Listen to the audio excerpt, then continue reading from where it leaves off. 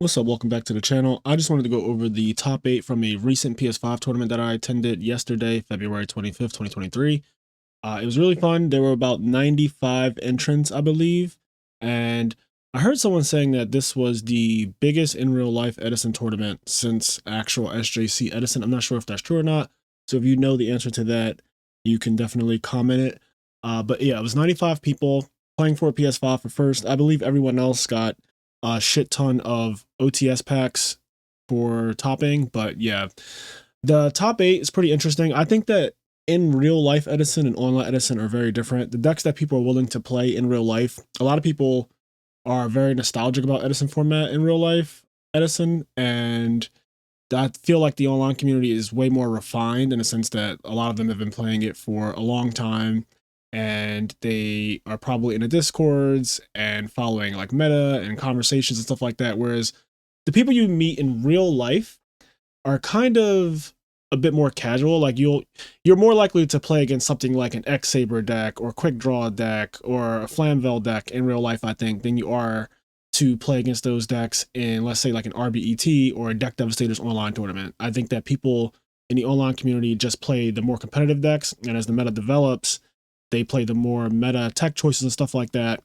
Whereas you don't really see that as much in real life Edison, not yet. The two formats seem a bit different. Also, I guess, and this is a concept that I was thinking about as well, but people in real life tend to play more based on their surroundings.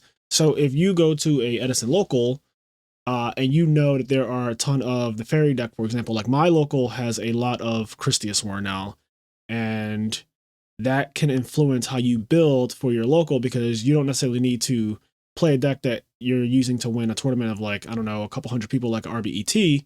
But if you're just playing a field of like 20 people on a Thursday night, like I do, you could make side deck choices or main deck choices with the idea that you know you're going to be playing like, oh, these people mostly play One here, or there's a lot of Monarchs here, or there's a lot of Blackwings here, and that can influence it. And so the same is true when you go to a tournament that's like 95 people and it's in the Philadelphia area. Whatever locals people attend in that area, their idea of deck building is going to be skewed based on that, as opposed to just looking at the format as a whole, which is what I think the online Edison community does. So I hope that I described that well enough. I hope it makes sense. But it's something that I've noticed when I play Edison in real life and when I play Edison online, and not DB randos. I mean like online tournaments specifically, where people are a bit more competitive. They wake up pretty early, submit a deck list. They're ready to play for several hours of the day, assuming they do well.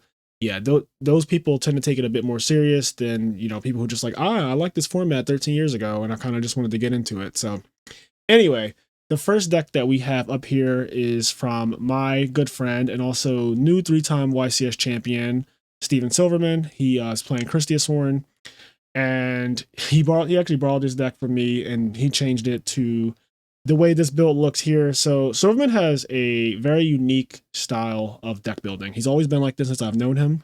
He likes one-ofs. He also doesn't like setting monsters, so he has that same thing that I really hate setting monsters as well. So he took out 2 of the hamsters and a Raikou, and he took Lila all the way down to 1, but then he opted to put in cards like Heavy Storm, Foolish Burial. I believe that he also plays a copy of Wolf, just if you ever needed to burst out Celestia, which I actually really like that. It also can be any name or fairy, like if you need the 4th name or you need the 4th fairy, Foolish Burial can be that for you.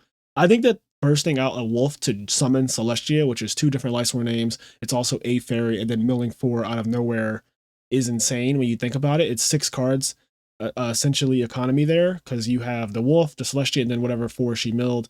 So that is actually an insane amount of cards to just burst out like that in this deck. And because this deck needs to mill in order to really function, like it needs to mill a lot in order for it to do its really crazy plays, I like the idea of the 1 Foolish, the 1 Wolf.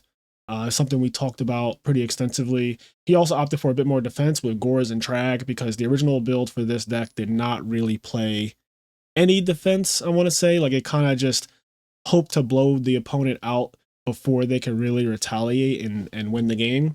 Other things that are in this is 2 copies of Solar Purity and Light as opposed to 3. I do think Solar Purity and Light is very, very good, but when you do brick with this deck, Solar Purity and Light is probably one of the cards in your hand as contributing to why you bricked. Other interesting things is Garoth. because if you go first and you get the opportunity to do the Lumina Garaf, honestly, it doesn't even need to be when you're going first. I feel like if you do Lumina Garaf at any point in the game, it could just be the end of the game simply because of the fact that you might draw cards and the advantage is just too much. Obviously, the real Lightsworn decks, the ones that play Triple Wolf and all that stuff, they have the craziest end phases ever. But Garaf is pretty good. It's also a different name. I think the original build for the Christia deck that topped RBT Rulers, it only played 8 different Lightsworn names. So this one has, let's see, Arcus, Celestia, so that's 2, Aaron, Garaf, that's 4, Jane 5, Lumina 6, Lila 7, 8 with Raiko, and 9 with Wolf. He chose to not play Shire. So Shire is a Lightsworn that is also a fairy, so it counts for both. But the card is pretty shit overall. I get why it was included in the original build, and I also get why Silverman chose to not play it. Because drawing it is awful, but I actually argue that it's kind of good in the sense that you can actually charge the Light Brigade for a fairy monster, and that is unique to Shire. There's no other card that you can search to make your Herald of Orange Light live when you play Charge the Light Brigade. So that's something to think about. Like, I get the idea that, oh, if you have Herald of Orange Light, you have Charge the Light Brigade, you could search out Shire, which I've done in our testing games and stuff like that, and it's pretty relevant. Like, if you think about it, that is a pretty relevant interaction, but it's also one that doesn't come up that much because you're already saying like, oh, you drew Charge of the Light Brigade, and you're probably doing well that game because you drew that card. So something to think about there. Side deck, double Consecrated Light, no surprise. 1 Cyber Dragon, 1 Morphing Jar, 1 Spirit Reaper, 1 Giant Trune, 1 MST, 1 Soul Exchange. Soul Exchange, he said, was for the mirror match. You know, obviously Soul Exchange on a Lightsworn monster, Tribute for Celestia, is a blowout. I just can't imagine you coming back from that. Also, it can deal with Christia in the mirror match. I feel like this mirror match is probably one of the worst. I think in general, Edison format mirror matches are pretty bad. It's something that I was thinking about doing a video on, but the Blackwing mirror match is horrible. I'm pretty sure all Lightsworn-esque decks, they have terrible mirror matches as well. So Soul Exchange is something to just kind of help that along. And then you have Soul Release. Obviously, that's for the mirror match. It's for frogs. Mind Crush, same thing. Mirror match, frogs, probably. And what else would you side Mind Crush against? Like Dragon Turbo, stuff like that. Like Mind Crush is one of those cards that Steve likes to side it for any situation that he could put you in where you only have one out. He'll just call the one out and doesn't really care if you have it or not. Like if you have it, you now lose the game because it was the only thing that could have got you out the situation. If you don't have it, I win anyway because that was the only thing that would have stopped me from winning the game. So it was like, oh, I'll just call Brain Control. Or in this case, I'll just call Battle Fader and attack you if you're playing against the Monarch deck. Or I'll call Caius because Caius is the only thing that can get you out of this. That type of thing. So that's kind of the idea with Mind Crush. He's always been a big proponent of that card. Return from Different Dimension, I actually watched him use this in the last round of Swiss to lock in the top. He was playing against a Frog player who I believe, I'm assuming it was game 3, but at some point the Frog player soul released him and banished 5 of his monsters, and then Steve flipped up Return and brought back like Christia and a bunch of other guys, like a hamster and all that stuff, and it just, yeah, that was literally just game. Double Decree, for obvious reasons. Decree plus Consecrated Light, I think, is just borderline FTK against Blackwings. And then you have 1 copy of Royal Oppression, 1 copy of Trap Dust Shoot for going first, just to have an opportunity to outright win the game, theoretically. So side deck is a lot of one-ofs. That's always how Steve has been. He loves his one-ofs. And because his first ever top and first ever YCS win was with Lightsworn, I would say that he does know the deck and just how it should be built and played better than almost anyone ever. Like Silverman is a 3-time YCS champion now, and it's very unique deck building philosophy to play so many one-of cards. But I think that Edison format is a format where one-ofs are really, really powerful to just see like, oh, this 1 copy of the card, your opponent really can't play around it too much. Like I always tell people, you can't really play around Brain Control that much. It's just one of those cards that you have to accept if they draw it, I probably lose. And it's unfortunate, but it is what it is. So one-ofs, it makes it where your opponent can get like really weird side decking ideas against you because they saw one thing and they might think that you're on multiple copies of it and you're just not. And that's a whole mind game in itself. But again, that's something that we could talk about at a later time. Okay, next up is Andrew Vong, another top 8 deck with Blackwings, and this is a pure Blackwing deck that plays Dark Eruption. I've seen this before in the Edison Discord and like decks that have topped in the past. I think that people have mostly moved away from Dark Eruption as a card, but he opted to play it in this deck. And I will say, pure Blackwings has a monster shortage sometimes. There are a lot of games that you play where you have so much defense and you're just waiting to draw a Blackwing. And so I can see how Dark Eruption might be beneficial in that specific deck where you're not playing Greffers, you don't have the extra Greffers, the extra values and stuff like that. He's also not playing value at all. Like, this deck is just not playing it literally at all, and only 2 copies of Icarus Attack. So it's very unique. I've never seen a Blackwing deck that doesn't play value yet. This is very new to me. Double Icarus Attack. I guess if you're not playing as many Blackwings as even the pure builds that are standard play, then Icarus Attack might not be as good. Maybe he feels like it is a negative tempo card. I don't want to get rid of my guys as often. I don't need to get rid of my guys as often. This deck is very defensive. Pure decks tend to be that way. The main deck also including a copy of Gores. It only really conflicts with Starlight Road and Black Whirlwind. I guess also Solemn Judgment always, but those cards can be kind of stuck on the field and they're kind of awkward with Gores, but everything else is fine because he's not main decking Oppression. I can understand the Gores there. And yeah, that's for the main deck. Cyber Dragon, standard. Fisher in the side deck. I've seen this a couple times. It's actually funny. I was watching duels on Dually Book a couple months ago, and we watched a guy playing Blackwings versus some deck that sided Consecrated. And the guy drew double Consecrated, and the other guy drew double Fisher, and the Blackwing deck just ran over. I think it was a fairy deck. They just ran it over, like literally 2 or 3 turn clocked because he drew double Fisher against double Consecrated and won. It's kind of funny. I thought it was a meme at the time, but the more I thought about it after that, I was like, I guess Fisher does make sense because it will always hit Consecrated. It will never hit anything else because Consecrated stats are literally 0-0, right? So no matter what's on the field, it will always hit the Consecrated. Obviously, Cyber Volley could be on the field for some strange reason too, but you would just Fisher and choose the Consecrated Light. So yeah, Fisher always hits Consecrated Light, which is really good. And that's like the card against Blackwings. And it's debatable whether that is like, it is the best card against Blackwings, but is it enough? That's like another question. Because Blackwings tend to side for you side against Consecrated Light, which makes sense. It's kind of how side decking works in Edison in general. Like, people side for your side. But yeah, one giant Trunade. That one's a bit interesting. I think that is for obviously heavy back row decks, like maybe a Glad Beast deck or some kind of weird anti-meta deck. But also Giant Trunade maybe for the mirror match, because the mirror match of a pure Blackwing deck plays so many back row that I could imagine Giant Trunade just being good to get a game shot in. But other than that, I don't really have strong opinions about Giant Trunade in Blackwings. It's kind of I haven't really even tested it, so I don't really know how good that is. I've played Giant Trunade in Zombies, which is really an OTK deck, and it made a lot of sense there because I don't really care about the -1. In that case, I'm just going to win the game.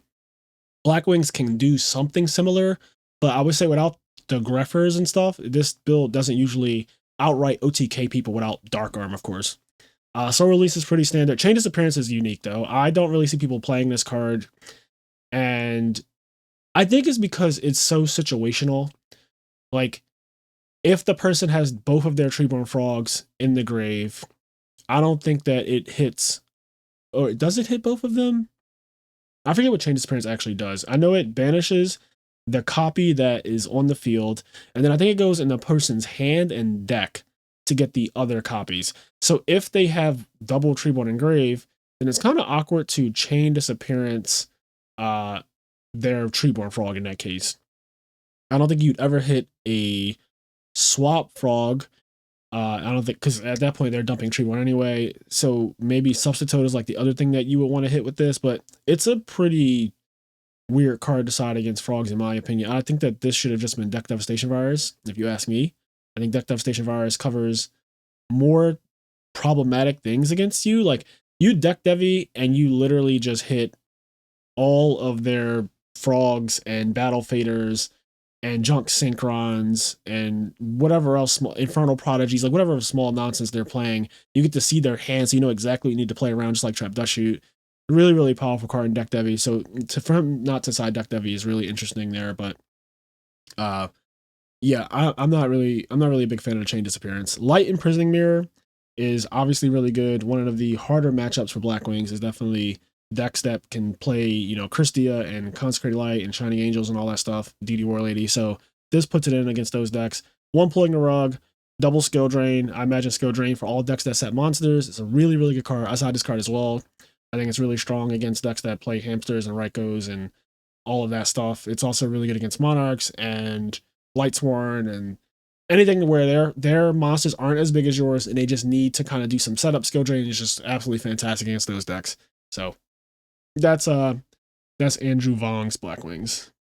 Okay, next we have Taylor Crumlick playing another Blackwing deck. This is a hybrid build. So triple value, and it's funny because the last build that we just looked at played 0. So triple value here, triple Greffer, and this one plays double oppression. I prefer this build of Blackwings, honestly. I think that what Blackwing's trying to do, which is end the game as fast as possible. And the thing is, this build is still very defensive too. Like 12 traps is still a lot of defense. Like 12 traps is still plenty of D. And then you have the 2-turn clock scenarios where it's like Greffer on the field with, Valiant or Sirocco turning into a 2300 is exactly 4,000. And then your opponent needs to out it, which usually requires special summoning. So Royal Oppression backing that field is a lot of times just GG. I think that this build is very standard, so there's not much to talk about in the main deck. The side deck, playing double deck Devastation Virus. I'm not even sure what that spell card is right there between DD Crow and Deck Devastation Virus, because this is a picture off of Unmatched Gaming's actual Facebook page. So I'm not even sure what that is. I have no idea what that card is, so please tell me in the comments if you know what that card is and what it does. I have no idea what it is. It's kind of interesting because I pretty much am like a little encyclopedia of Yu-Gi-Oh knowledge, but I don't know if I've ever even seen that cited before, so I just have no idea what it is. Double Dust Tornado, double Light Mirror, triple Pulling the Rug. So everything about this build is standard except that spell card that I have no idea. So yeah, let's just move on. Okay, up next we have River Rothermel. Sorry if I'm butchering anyone's name. I'm not really good at pronouncing names sometimes. But River opted to play Frog Monarch with, Junk and Heroes. This is the build that I prefer out of all the Frog decks I've seen. The deck is definitely very malleable to whatever you want to do with it. You can play no heroes like Karina did at Deck Devastators 3. And that has its merits because then the build doesn't have as many brick scenarios where you're drawing Miracle Fusions without having water and heroes and stuff like that. You streamline your deck a bit more. I think that she was able to play Cold Wave and stuff like that. So this build is it's more combo heavy and more special summons. So it's a little weaker to Oppression because triple Miracle Fusion, double Junk Synchron, triple Battle Fader, double Evil Hero Infernal Prodigy. All of these cards can be rolled Oppression. And it's something that's interesting about Frogs. The old school Frog decks, you really couldn't roll Oppression them because they just did one play per turn. That was tribute summoning.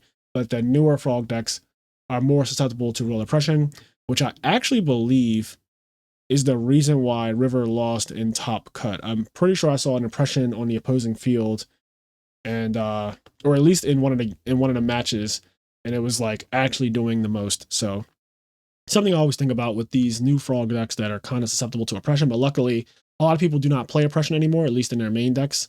So you can kind of get away with it a bit better. But yeah, this is a very standard build. It looks just like Gwari's Frog list from a while ago. I think it was Deck Devastators 2, maybe. Sorry if I'm misspeaking there, but I think it was Deck Devastators 2 that Gwari won with this type of build. Very similar to it. I think like 2 cards might be different, the Econs or the Creature Swap or something like that. But yeah, very standard. Even the side deck and extra deck, I don't really have much to say about them. I think that those are also just all standard side deck cards that I see a lot of times. And I think Gwari did side deck triple Twister. So, okay, moving into the top 4, we have Corey Fowler. This is a pure Blackwing build, but opting to play both double Royal Oppression in the main deck, which is something that him and I talked about a lot. I think that it's a mistake that Blackwings don't play Royal Oppression. It's allowing a lot of nonsense to happen in the format, where these decks that are very heavy in special summoning are allowed to just run rampant. Do not be fooled. Royal Oppression is very, very good still. And all of the Christia decks and JD and Junk Synchrons and Miracle Fusions, those are their best plays, and Royal Oppression stops all of them, and it reduces their hands to nonsense where you need to get their oppression off the field or lose the game very quickly. I'm playing Blackwings. You're not getting many turns after that. So I'm a big proponent of Royal Oppression in the main deck, in the Blackwing deck. And I'm glad to see that Corey was able to make it to top 4 with this deck, playing Oppression, even though he doesn't play Greffer, and then the double value in the deck. It's very, very defensive build. It has triple Book of Moon and a copy of Econ, and also the winner played Econ. So those two are like really close. They're both from Delaware, from what I understand. They both go to my local AU.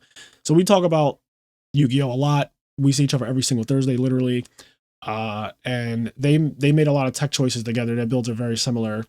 So Econ is a card that they like because it's the same concept as why Junk Synchron and Diva and Econ is really good. Like, to have those cards, you summon a tuner that brings back a guy, and then you can just steal your opponent's monster, which is essentially brain control at that point, and synchro with it. It's really, really strong to do that. So Econ leads to some game shots out of nowhere. We talk about how problematic brain control is, and it's just another copy of it that can also be used defensively, and that does matter a lot because trample damage is literally game sometimes. So yeah, the triple Blizzard, triple Bora, both turning into trampling monsters, a 2800 trample monster, or Sirocco Bora turning into 3700 with Econ can actually be a game shot out of nowhere. Really, really strong stuff there. One copy of Compulse. I'm a big fan of that card. You've seen it in my builds on Master and Pupil and the solo series. I'm always a fan of Compulse. There's nothing quite like it. It's a chainable card that deals with extra deck monsters really well. It can also be used on your own cards like Blizzard to return it to your hand. If you went Shura attack and then summon Kalut and then attack, you can compulse your Kalut back to your hand, stuff like that. So it's like a very flexible card, Compulse, and I like the one copy of it. In the side deck, we have Grand Mole. He's been siding this card for months. I tested it as well. Grand Mole is really good against Consecrated Light. It deals with it in such a good way because what happens is you just attack Consecrated Light and you don't have to bounce the Grand Mole at all. You just literally kill the Consecrated Light and the Grand Mole's still there. So if they have a second monster on the field, then they're in a situation where anything that they attack with, you'll just bounce the Grand Mole back to your hand. So it deals with Consecrated Light and it deals with every copy of Consecrated Light too, because you'll just always have the Grand Mole. And it kind of defends you, which usually Grand Mole can be awkward if you're being tempoed out of the game, which is what fairies are trying to do to you anyway. But if they have, like, let's say Shining Angel and Consecrated Light, a very common field, or like Dimensional Alchemist and Consecrated Light, you can summon it, attack over to Consecrated Light, and then just leave it there. Don't have to use the bounce effect, just leave it there. And then now they can't really like go crazy tempo on you because they're going to lose one of their normal summoned monsters back to their hand. So you get to clear essentially 2 monsters with this card. It's really good in that regard. It's also obviously good against things like zombies and absolute zero decks. Anything that summons from the extra deck too much, Grand Mole is going to be really, really good. My Body's a Shield for the mirror match. It's one of the only things that you can really do in the mirror match, honestly. The mirror match for Blackwings is really, really bad. It's actually the worst mirror match, I think, in the format. And it's one of the worst parts about Edison format overall, is just how bad the mirror is and how there isn't too much counterplay you can really do because there are so many blowout cards and so many scenarios in the mirror match, like Whirlwind and Sirocco and Dark Arm Dragon, obviously Brain Control, Starlight Road. There's a whole bunch of these types of cards that are just absolute blowouts. And it's a little frustrating at times when you're playing the mirror match because a lot of it doesn't come down to like how well you play, but just how much better one person drew than the other. Like, that is just absolutely a fact with the Blackwing mirror match, especially when 2 people are pretty good. It definitely comes down to draws, and people don't like to admit it, but I'm at the point in my life where like I've played a lot of Yu-Gi-Oh, right? Like, I've played decades of Yu-Gi-Oh at this point, and I just accept that it is what it is. Like, every game that you play is not going to be some super skill intensive technical play back and forth mind master game. Like, that's not always the case. Sometimes your opponent is just going to literally go Whirlwind Shura and you couldn't deal.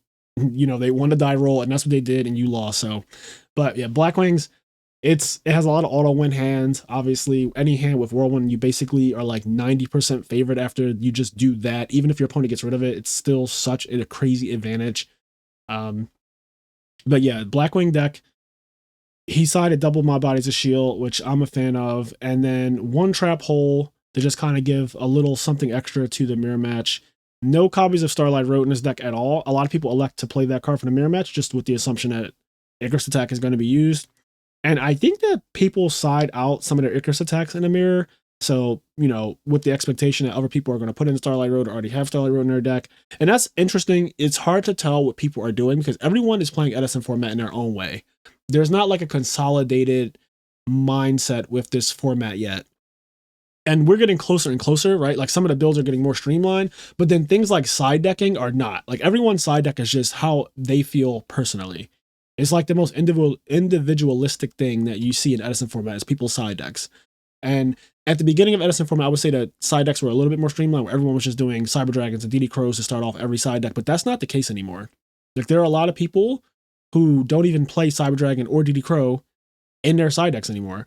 And those cards were thought to be staple. Like every side deck had to start off with at least those 4, 2 Cyber Dragons, 2 Crows to start your side deck. And then the other 11 spots were kind of your own, but a lot of the cards were even then still streamlined, like, oh, Mask Restrictor pulling the rug always, stuff like that. But it's getting to the point where that's not necessarily the case, and people are teching things out. Again, I don't even know what the hell that spell card was in the last Blackwing deck. I have no idea still. So, yeah.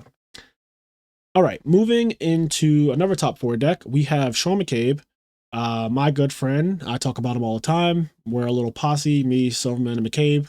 We're on the most memed Met of all time.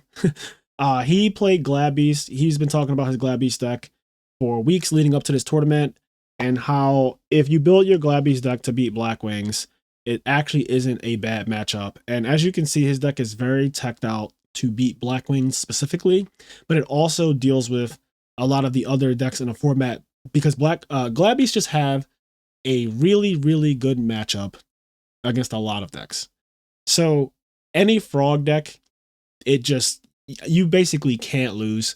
Like your frog opponent has to draw the most ridiculous hand in order for them to beat a Glad Beast deck. And McCabe is really, really strong in his belief of that. He talks about it all the time. I think he played against 3 frogs yesterday. He was 6-0.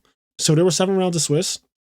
McCabe went 6-0, and he was the first person done all of his matches every single round. Like when I would be playing, I would see him walking around literally within 10 to 15 minutes of the match starting. And I was like, what the hell did you play against? As I'm playing my opponent, he's walking around like, what the hell did you play against? He's like, frogs. I was like, oh. He's like, yeah, that can't win. Like it cannot be Glad Beast. It's just not even possible. So this is his build, and he's playing triple trap stun. Is definitely an anti-Blackwing card. Makes Icarus attack really bad. Double Starlight Row, also anti-Blackwing.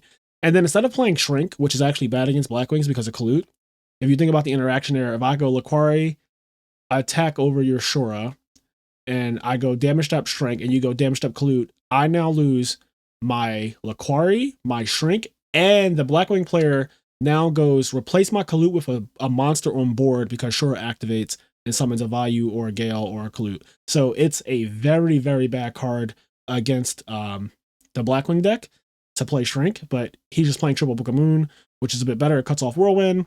All the Blackwings have really, really terrible defense.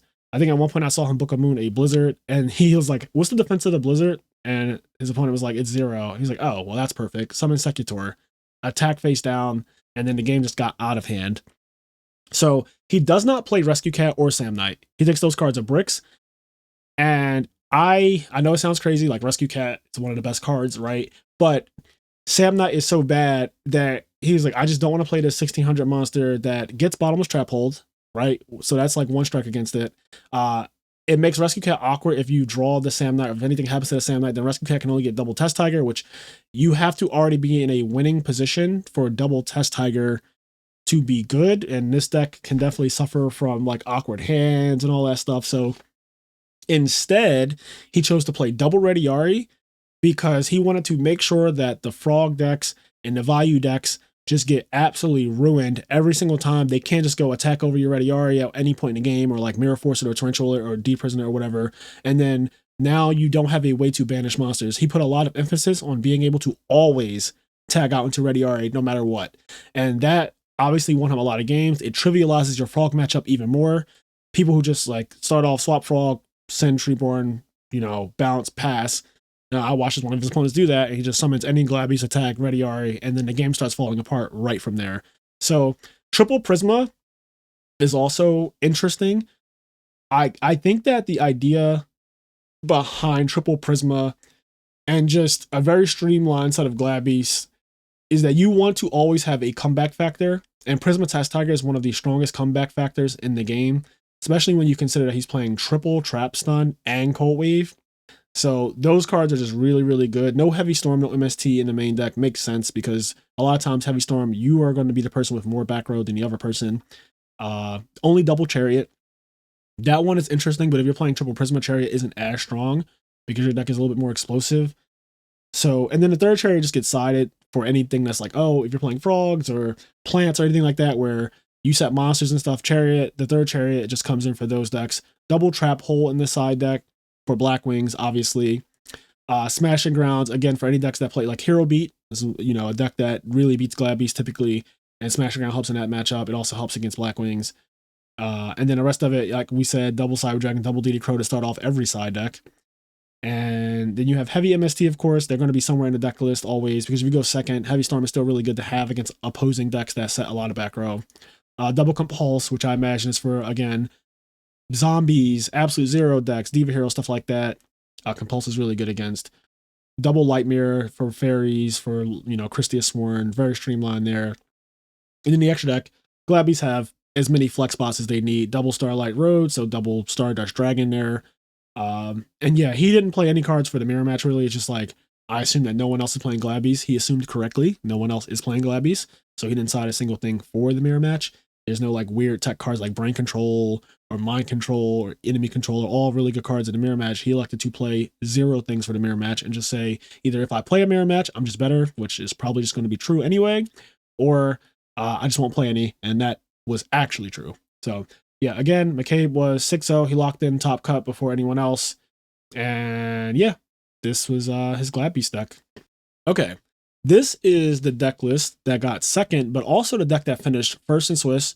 Ethan played Fairies, and he actually went 7-0. He beat McCabe in the last round, which I thought was interesting. I didn't get to see that game at all. I wish I did, but I really want to know how it went down and what, you know, where things went wrong for the Glad Beast deck, because this is a matchup that I feel like can be hard for Glads, but also depending on the Fairy deck's hand, it can also be just them getting run over, right? Like Herald of Orange Light can be really good against Glad Beast because if they tag out, they don't have a monster on board, so it's a cost to tag out. So if you Herald of Orange Light, they can't Chariot that, and that's a really interesting interaction there. But then all of the Fairy monsters have like really poor stats theoretically, like 1300 Dimensional Alchemists, 1400 Shining Angels, and Nova Summoners and stuff. So their stats aren't that good, but then things like DD War Lady and Thunder King and Freed can be like a little bit more problematic, and Solar Period Light being a random 2000 monster that you summon out of nowhere can be really good. So I wonder how that match went. I'll probably ask McCabe, and like I said, at some point he'll definitely come on the podcast. But yeah, he only lost 1 round in Swiss, and it was to this deck that went undefeated in Swiss and actually got second. So Ethan ended up being, I guess that was 7-0, then top 8, top 4, so 9-0, and then he lost the 10th round, the finals. But yeah, Fairies is a very consistent deck. If you play a lot of Blackwings, this is definitely the deck you would like to be playing if you're going to be playing in a Blackwing heavy tournament or Blackwing heavy meta. It's really good into Blackwings because of searchable Consecrated Light. I always think about the one interaction that I found out last year. This is very early in my Edison return, but I had Ashura attack a face down Shining Angel, and I was like, okay, so how's this resolve? Oh, that's right. Chainlink 1 is always going to be Shura because I'm turn player, and Chainlink 2 is going to be the Shining Angel, which means that Shining Angel summons first, and it's going to summon a Consecrated Light, and now Shura can't activate. And that one interaction is so absurd that it made me realize this is why people say that like Fairies is good against Blackwing, right? Like this is one of the reasons that it's like, if any deck has a chance of beating Blackwings, it's the Fairy deck, right? Like it has the best matchup. I'm not saying that Blackwings has a bad matchup against Fairies, because I do not believe that. I think that at best, this is a 50-50 for both of them because they both have blowouts against each other. And spoiler alert, Blackwings won this tournament, but not only did Blackwings win this tournament, they won this tournament with the exact reason why I think Blackwings is the overall better deck when it comes to Fairies, and it's because of Deck Devastation Virus. That's really how Game 3 ended. Deck Dev you for all of your cards, and the game is just super over after that. So when you look at the Fairy decks, they play a lot of cards that get hit by Deck Devi. I'm just going to count them real quick. So there's 8 in the top row. So everything except Christia. Then you have, let's see, another 3, 4, 5, 6, 7, 8, another 8 in the second row. So that's 16 monsters right there. And then 2 Shining Angels. So that's 18 monsters. And then Tragodia is considered 0-0 in the hand. So 19 monsters that get hit by Deck Devastation Virus. 19 monsters get hit by Deck Devastation Virus out of 25. So there's only 6 monsters that do not. In the side deck, you're going to add in Consecrated Lights. I'm not really sure what people side out for the Consecrated Lights. Maybe Thunder King, because that card's not that good against Blackwings, I would say. It's just something that gets beat over by Sirocco. But Consecrated Light is another card that gets hit by Deck Devastation Virus. And this is where you get into the Edison thing of people's side for other people's side. So Deck Devastation Virus destroys everything that people would side against Blackwings to hurt the Blackwing deck. Like Consecrated Light is the main card, and Deck Devi happens to deal with that and the rest of your deck very well. And I think that kind of just keeps fairies at bay when people are understanding the matchup and understanding that I just need to resolve Deck Devi, and it is just game by itself. Like Crush Card is banned for a reason. Deck Devi is better than Crush Card Virus in Edison format, just because a lot of decks are puny. And the fairy deck is one of the best decks in the format. That is not up for debate. Like, it is actually one of the best decks. And I mean, just like pure fairies, you don't have to have any like gimmicks with it at all. It by itself is just a really, really strong deck, very consistent deck, very grindy deck. But if you're a good player, it can take you far, as it did. But it does have its problem side deck cards against it. I think Light Mirror is obviously very good against it as well. But Deck Dev is just a card that it makes me afraid to take this to a tournament. And I know that they like do things in their side deck, like hopefully 7 tools or trap stun or my body's a shield. But at the end of the day, if your opponent gets to drop on you with the Deck Devi, it doesn't matter. Like all your side deck cards they just don't do anything if the Blackwing player catches you at the right time. So anyways, I don't think there's anything too special about this fairy build. Like it looks very standard to me. 1 Thunder King, you know, one copy of Freed the Brave Wanderer, 1 copy of Solar Purity and Light. So you have like 2 things to control your fairy count. But yeah, the rest of it just looks very, very standard. 1 copy of Cyber Valley and 1 copy of Raikou, 1 copy of Mind Control. So this looks very similar to Pro Storm's build, except it's not playing 2 copies of Legacy Yatagarasu. The side deck, it's all standard cards. The 1 copy of Breaker I get for Light Mirror. I personally do not like the idea of Breaker in fairies because your normal summon is just super important. I'd rather you just side triple Dust Tornado. And I think that that's just better because then with the Dust Tornadoes, you can set Dust Tornado and set a Recruiter in the same turn and not have to summon a monster that breaks Light Mirror but then gets beat over by Shura and Glad Beast and stuff like that. I just don't like the Breaker side deck, but I understand why it's there. It's just that the normal summon in the fairy deck is so important. I actually think that one of the only problems with the fairy deck, like the standard build like this, is that it plays too many normal summons. And when you play against decks like Lightsworn, you tend to get run over a bit. Sometimes the frog deck can also run you over because you're playing too many normal summons and you can't really kill them fast enough, which can be super problematic. Like you can't just end the game. You don't have any really big pushes. Obviously, Christia is your, godsend card in the frog matchup. But if, you're only playing 2 and if you don't see it, then it really sucks. And yeah, the frog deck can just, absolutely ruin you. So a lot of traps and spells that this deck plays are not good against the frog deck. Like Book of Moon is not really good against frogs. And Bottomless and Deep Prison, Mirror Force Torrential, like those cards, they're all situational, but a lot of times the idea is that I want you to trade with my Monarch summons in a bad way. So I go summon Caius and you go Bottomless. So I Caius your monster and you now play Bottomless. So you lost 2 cards to my Caius and all I lost was Caius because it's theoretically going to be used. A Treeborn Frog was used to summon a Caius. So those trades are really, really good for Monarchs, and that's kind of how the deck wins, is by you playing 2 cards for their 1 card over and over again until the game ends. But overall, Fairy's still really good. It's one of the only decks that can play a crazy hand trap like Herald of Orange Light. There's nothing quite like it in Edison format. It is very, very strong. Like it is the best hand trap in Edison format. It's better than DD Crow. Yeah, there's just nothing quite like it. And then you have Honest, which is technically considered a hand trap as well. And that card is also insane. So Yeah, I really like the fairy deck. I'm not surprised when fairies do well ever. Like it is one of those decks that because Blackwings is the best deck, fairies will always be a great deck. Because Blackwings are just always going to be a lot of the field, and the good players are playing Blackwings, and Blackwings are going to go really far in every tournament. You're guaranteed to pretty much everybody who plays an Edison tournament, you're pretty much going to play against Blackwings at some point. It's like the only guaranteed matchup that I would say you have in every single Edison tournament if you get far enough. Like if you play all of the rounds, you play Blackwings at some point. But yeah, this is a good build. Like I said, very similar to Pro Storm. Got second place, went undefeated in Swiss, was not no, lost the finals only. So let's get into the deck that actually won the tournament. All right. So Vinny Casello, my good friend, shout out to you, a longtime patron of the IMNerdpodcast. He ended up getting first place. He actually needed a PS5 because we were making fun of him for his PS4 overheating and sounding like a vacuum cleaner.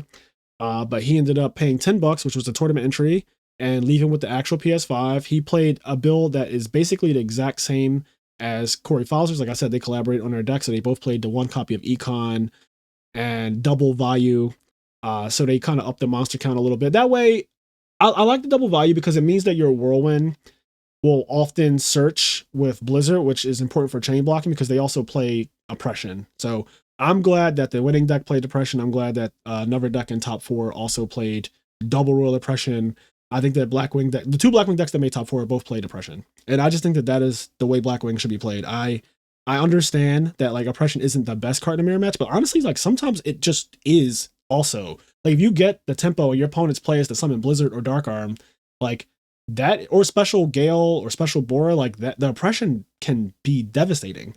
It can be the end of the game. Like it's another summon stopper, and we all agree that summon stoppers are very, very good against Blackwing. So like sometimes Oppression just actually is good against Blackwing. Where it's not good is, let's say, the hybrid build against it, because that build is just trying to go activate value from grave, and it's really frustrating when you have Oppression because you can't use it on that.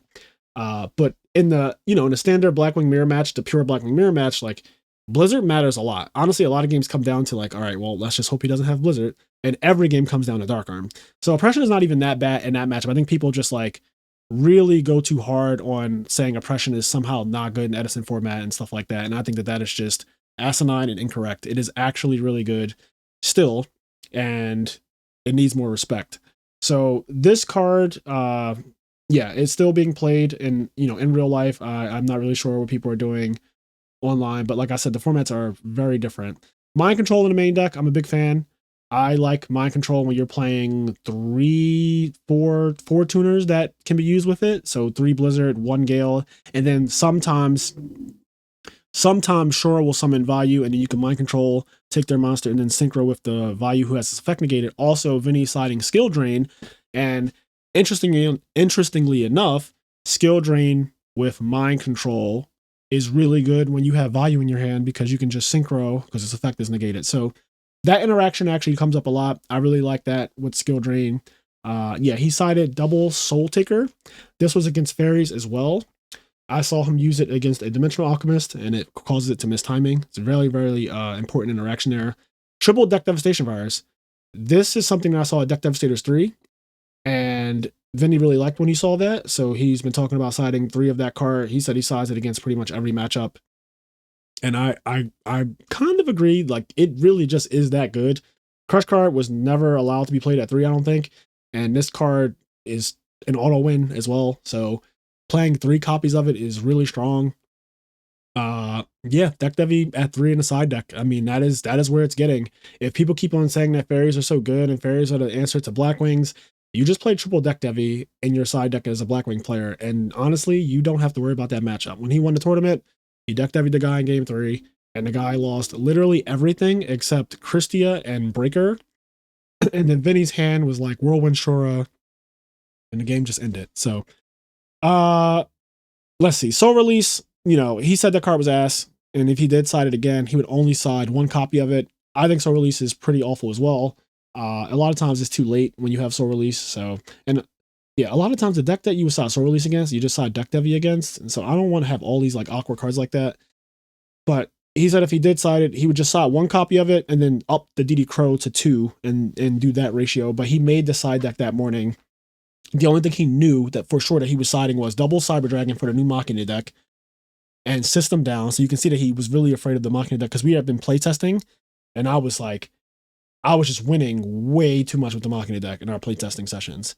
So that put the fear of God, I think, into him, and he opted to side deck System Down as well as double Cyber Dragon. And System Down is really good against that deck because it hurts Pot of Avarice too. And one of the main plays the deck does is discard Fortress, summon Fortress, and if you System Down, it gets rid of both of them and all other stuff, and it can mess up their pots. So really, really good card in that matchup. It also messes with Call of the Hornet. It's like the main card they want to Call of the Hornet. So if people start playing more System Downs to combat the Machina deck, then that deck gets way worse. And yeah. One copy of Mask Restrict, one copy of Light Imprisoning Mirror, one copy of Skill Drain. So Mask Restrict, I'm a big fan. I like Mask Restrict against the Frog decks. It's a little awkward though, because I would think that you're siding triple deck heavy against them. I know he does side triple deck heavy against them. But then you also have Mask Restrict, and those cards kind of conflict. But I guess if you resolve one, it just doesn't matter. You probably win the game anyway, and that's the logic with that. So if I have Mask Restrict, well, you can't play anyway. So if I have deck heavy, it's not that big of a deal unless my hand is now bricked because I have these cards, and that could happen, of course. I think that his side deck does cover like the Frog matchup, the Machina matchup, the Fairy matchup. It pretty much covers everything but Blackwings. I think that against Blackwing, you're just, and this is what everybody's pretty much doing, is you're just praying. It's just a prayer. You're like, okay, I just hope that things go my way. I hope that I draw a Whirlwind, more than my opponent. I hope that I draw my Dark Arm and my Blizzards and my Sirokkos. And that's what he did. Fun fact, I was his round one opponent. I lost a die roll, and he went Whirlwind, Bora, set bottomless, and the game was just pretty much over from there. And then game 2 I won, and then game 3 he Whirlwind Sirocco'd me, and that was just also game. So if you draw your Whirlwinds in a mirror match, it's pretty much GG unless your opponent responds to it almost immediately. And if you don't have a response, then you probably just lose the game. So, but yeah, shout out to Vinny for winning the PS5 tournament. Deck is really good. We all know Blackwings is honestly just the best deck. Like, if you don't think so, you're probably just trying to cope. I get it. Like, people, people have their opinions about like other decks and stuff, but at the end of the day, like the deck performs the best in tournaments in general, and it also has more auto wins than any other deck. Like, it just auto wins a lot. I think that this and obviously Lightsworn decks are the two main decks that just win the game on turn one. But Blackwings doesn't do it like for Lightsworn. It's like, oh, you milled a bunch of names turn one, or you mill wolves and stuff like that turn one, and that's just really annoying when it happens. But Blackwings have deceitful auto wins where you don't even know that like you lost the game because their opening hand. Like, not even just talking about Whirlwind, I'm talking about the hands that are like, oh, he's just going to do so much damage to you that now anytime he touches you with Brain Control or Dark Arm Dragon or a Trample is game. Like, those are auto win situations, like just summoning Sirocco, summoning Bora, and trampling over somebody for a shit ton of damage, and your hand just happens to have Brain Control in it now. So at some point during the game, I'm going to Brain Control you, and it's probably just going to be it. Like, it could be it next turn. Stuff like that just gives Blackwings a lot of auto wins, and being able to play things like Oppression and it not really affecting the deck too much. Increase Attack just being a really good card. Deck Devastation Virus, another auto win card. Like, he just plays a lot of auto wins, and yeah, that's the PS5 tournament. Here is a quick picture of the top 8 before we get out of here. So Vinny is the guy in the orange shirt. Andrew is right next to him to the right. Silverman is to the right of Andrew. McCabe is in the middle with the 76ers on. Ethan is all the way to the right. I believe Taylor Crumlick is the one kneeling on the bottom right. Corey Fowler is on the bottom left kneeling. And the last guy is River with the blue hat and the pink hoodie. So those are your top 8 from the PS5 tournament. And here are the standings. So like I said, Ethan went undefeated in Swiss. Vinny was second in Swiss. Interestingly enough, they ended up being first and second at the end of the tournament too, but just flipped. And then I went X2, so I got 17th. I lost round 1 to the guy who won the whole tournament, Vinny. And I lost another round where if you care, I'll just tell you the story, but it's actually so crazy. It's probably one of the craziest games of Edison I've ever played, or matches, I should say. I've never played someone in Edison format that 2-0'd me and beat me so bad and so quickly that they didn't get to see what I was playing. But in round 5, I played against a Lightsworn player, and I lost the die roll. I actually lost all 7 die rolls, just by the way. So there's that. I did not win a single die roll. And I was thinking to myself in my game 1, round 1 against Vinny, if I won a die roll, unfortunately, I would have won that game because I also opened up with Whirlwind. And I actually had Whirlwind Shora where he had Whirlwind Bora. But I lost that die roll and lost the game. And that's just how it is sometimes, right? But then round 5, I play against Lightsworn, I lose a die roll, and he opens up like Gold Sark for charge, set a monster, and my hand is actually really good, it looks like, but I don't have any monsters to summon. I have Dark Armed, Whirlwind, Brain Control, Heavy Storm, Bottomless Trap Hole, and I think Solemn Judgment. So I was like, okay, this is not the worst, because if I draw a Blackwing, I'm in there, right? Like things are going to go swimmingly for me, but I do want to get something rolling before he gets charged to Light Brigade, and then things start spiraling out of control. And then I ended up just not drawing monsters for the next several turns. I had to do more defensive cards, right? Like just more defense and things like that. No monsters. And I just actually never saw a monster. So I ended up losing the game without him ever seeing a monster. And he was kind of wondering, like, he's like, what are you playing? You just have traps the whole game. So then game 2, I'm like, okay, I lost a lot of game 1s today. No big deal. I get to go first. And I go first. And again, my hand is no monsters, but Dark Arms in my hand. And it was just like, again, a bunch of defensive cards. So maybe like a Light Mirror or Skill Drain or something like that. And literally 0 monsters other than Dark Arm Dragon again. So I was like, holy shit. Like, not again. I also had Whirlwind again. I think I might have had double. So I was like, okay, I'm in the exact same position I was game 1, where if I just rip a Sirocco or a Shora or even a Bora, for God's sake, I'll take a Kalut. I will just take a Kalut. Like, I don't even care. Just give me something to go with these Whirlwinds and I'll probably win the game. But I literally did not draw a monster game 1 or game 2 at all outside of Dark Arm Dragon. I've never seen it happen to my deck before. I've never seen it happen to Blackwings before. But obviously it can happen. It happens more with the pure build. I play hybrid, so I play a little bit more monster. So I was really surprised that I didn't see a monster. It was the only time that has ever happened to me. And at the end of the match, he was like, what are you playing, bro? And I was like, I'm actually playing Blackwings, but you did not get to see any of my deck because I didn't draw any monsters. Like, oh, another card that I drew dead was the Icarus Attack. I remember that too. I think before I scooped, Icarus Attack was my last draw, and I was like, well, this card is really good, except when you don't see monsters at all.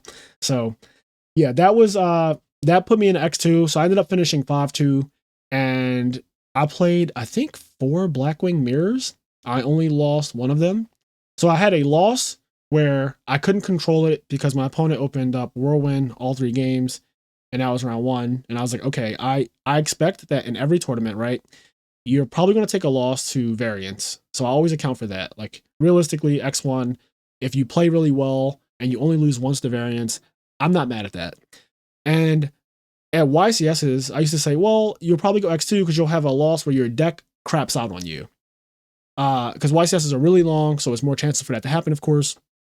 But 1 loss to, variance where your opponent just drew really well, or they top decked the 1 outer, stuff like that can happen, of course. And then 1 loss to your deck just literally bricking, because every deck can brick. It's a card game. It can happen no matter what format we're talking about, no matter how consistent the decks are. It can always happen. So I actually had both of those losses. The unfortunate part is that when you play in a tournament of this size, and in general, and it's a cut the top 8, losing twice, you can't afford to lose twice. So if you end up having a loss to variance and a loss to bricking, you're basically just out the tournament. And those are my 2 losses. I actually couldn't control either one of them. And that's just how it is sometimes. Sometimes it just be like that. So that was the PS5 tournament. I had a lot of fun. I posted a video on Facebook if you guys want to see that. Maybe I'll post it as a short, but it was when Vinny won after he flipped Deck Devi and Whirlwind Short and all that stuff. It's really funny. If you've seen it already, leave a comment. But yeah, I hope you guys enjoyed this review of the top 8 deck list from this weekend's PS5 tournament. It was really fun. Shout out to Unmatched Gaming. The store is really cool, really big. Like, they were able to hold a lot more. Like, we got 95 people, so basically 100 players, and the store could easily fit like 50 more, no question. It's really big. So really cool vibe. There's a lot of food places around it too, like a shit ton. There's a Starbucks 3 minutes away. There's a Bojangles 5 minutes away. There's a Popeyes literally across the street. There's like Chick-fil-A you could see when you look out the door. There's so many food places, so it's a pretty good area, I would say, for having a duel. And yeah, I don't have any complaints, honestly. I think that this event was run really smooth. There were no weird hiccups. The rounds time was handled well. Yeah, everything that could go smooth in a tournament. I think that they did a pretty good job. I don't think it was misrun or anything like that. I don't have any horror stories or anything. So yeah, that was the PS5 tournament. Hope you guys enjoyed. We'll catch you in the next one. Peace.